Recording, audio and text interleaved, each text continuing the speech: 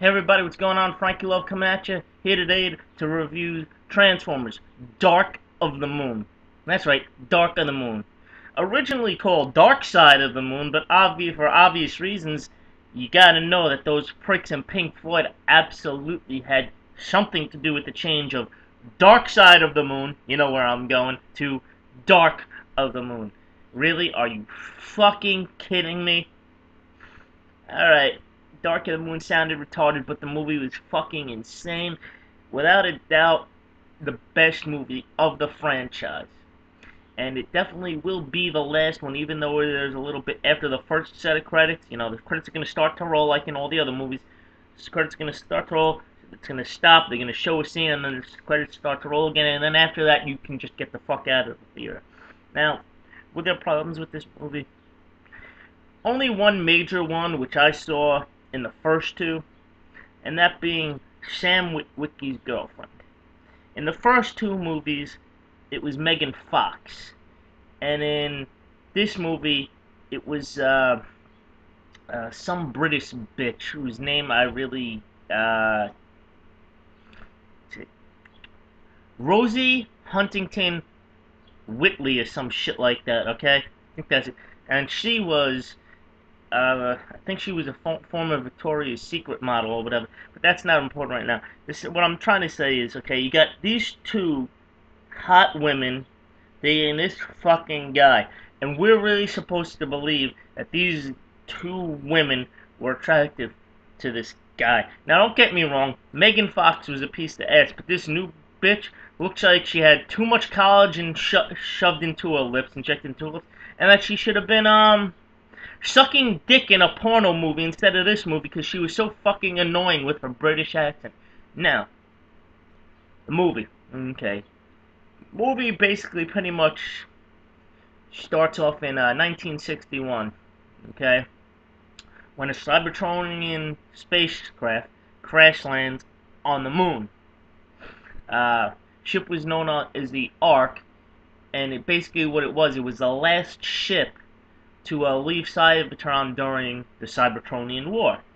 On this ship was the then leader of the Autobots, Sentinel Prime. And he had these pillars with him, which were basically technology that could have saved Cybertron and the Cybertronians once and for good. So basically, you know, NASA finds out about it. Kennedy starts the whole moon landing thing. They send Apollo 11, and they find him. Now, they can't really do anything with him, but you know, they find him. Now, here's the catch: they really just find him and a couple little things. But the Russians, yeah, okay, the Russians were there before us, and while they weren't really there, they had pictures. Okay. Now, here's the catch, okay? The pictures they had showed hundreds of these pillars all over the place, but currently, now, you know, they're gone. Why? Because the Decepticons actually raided everything. The only thing the Decepticons couldn't get off the moon was Sentinel Prime and the main pillar, okay? See, now, this is, you know, this is where it gets interesting, okay? You see, this movie was kind of like a wrestling match, okay? And I'll tell you why in a minute, okay? So, the Autobots find out about it, get pissed off, go to the moon, get Sentinel Prime, get the main pillar, and bring them back to Earth. They revive Sentinel Prime, only for the heel turn. That's right, Sentinel Prime turns on the Autobots and the humans, revealing that basically, before he left Cybertron, he had made a deal with the Decepticons. That's right, talking about an awesome heel turn. Now, shit happens throughout the movie. That little Chinese guy from, the hell is it? The Hangover movies. He's in this because basically what happens during the movie, Sam even though he's a world hero that no one knows about, he can't get a job. So he gets a job in the mailroom where his poor girlfriend is working, and he starts having sex with the Chinese guy from the Hangover movies, Ken Jeong. That's right. Ken Jeong starts basically having sex with him in the mailroom, and it's hilarious. But whatever. Wheelie's in this movie, and he's got a little sidekick. The little Decepticon from the first movie that was a car, that was a toy truck. Yeah, he's in this. So basically, what happens, like I said, Sentinel Prime turns on the Autobots, turns on the humans. The Autobots basically say there's not going to be any retaliation. They can't win.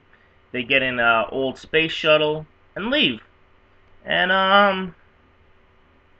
the Decepticons blow it up and kill all the Autobots. Shit happens. Now the white guy that was in the army from the first movie, he's still in the army or whatever the fuck he was in. But Tyrese Gibson, the black guy, he's not. He's retired. Okay? But now, anyway, now, I want you to just think about all this stuff. Now, you heard what I've been talking about. Now, if you watch the trailers, you saw a big bird flying around. Now, a lot of people would have thought that quite possibly could have been one of the, what do you call it now, the Dinobots. It wasn't. It was actually Laserbeak. Laserbeak. Now, like I said, before the Autobots exile themselves, Sentinel Prime, says what he did, and basically executes Ironhide. So Ironhide's dead before the Autobots flee. And basically, now keep in mind, this next point, if you watch the cartoon as a kid, you'll understand what it was, and you actually should have known like I did. Okay, Sentinel Prime is basically gonna use these pillars that he had to establish a space bridge with the moon, where basically hundreds upon hundreds of Decepticons have been lying in wait for decades, because basically what it is the space bridge is going to awaken them, bring them all to Earth, and then they're going to use the space bridge, like in the cartoon, to bring Cybertron to Earth and turn Earth into the new Cybertron. So, with the Autobots dead, Sam goes and finds the black guy, gets him out of retirement, and helps him wage war against the Decepticons in Chicago. That's right, they destroy Chicago in this movie. Now, also keep in mind that in this movie, you find out that the guy McDreamy, not McDreamy, is, whatever the fuck his name is, Patrick Dempsey, okay, is Sam's girlfriend's boss, who, has all these cars and shit, all cars that he's supposedly restored. But guess what? They're not cars, they're Decepticons, because this prick has been working with the Decepticons to help pretty much destroy the Earth, except I don't think he knew that they had plans to destroy the Earth. So, the last battle scene is probably about an hour and a half, and Chicago basically gets turned into a fucking barren wasteland, because the main pillar to start the space bridge is in Chicago, in one of these buildings. So, Decepticons are pretty much, by the time Sam gets the army there, it's too late. Everything's fucking destroyed. There's really no shot of winning, The Decepticons are gonna win, and that's it. And then out of nowhere, the Autobots show up. That's right, they're not dead. Why? Because, like in the fucking Star Wars movie, those little fucking things that shot out of the main ship that brought R2-D2 and C-3PO to Alderaan, yeah. Well, apparently before the Decepticons attacked the space shuttle, they escaped in one of these and safely crash landed back on Earth. But they had to have everybody think that they were dead. You know, kind of like David Bruce Banner in the TV show The Incredible Hulk. David Banner is believed to be dead, and he must make the world think that he is dead until he can find a way to control the raging spirit that has dwelled within him. Okay, the Autobots had to make everybody believe they were dead, so the Decepticons and Sentinel Prime could continue with destroying the fucking Earth.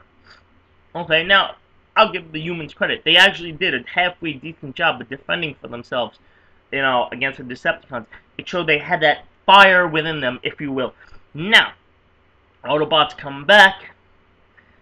Alright, yeah, they saved the day. Now, here's the funny thing. I said this was like a wrestling match because there was a heel turn.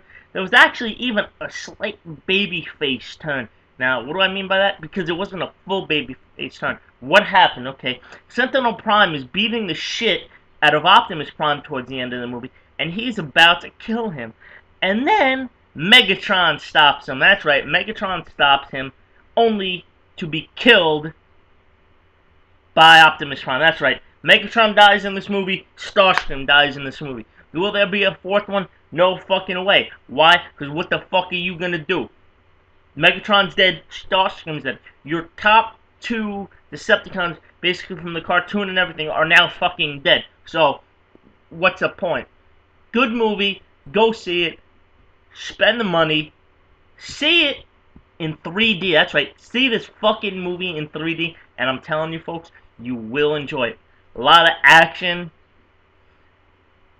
decent amount of comedy. They throw in, you know, a lot of cursing and shit. You know, comedy-wise, Wheelie makes this movie. You know, Sam helps doing some stupid shit with the cars and stuff, you know. And they throw in all these little tidbits here and there, which people will appreciate. But like I said, go see this movie. Go see it in 3D. Go see it now.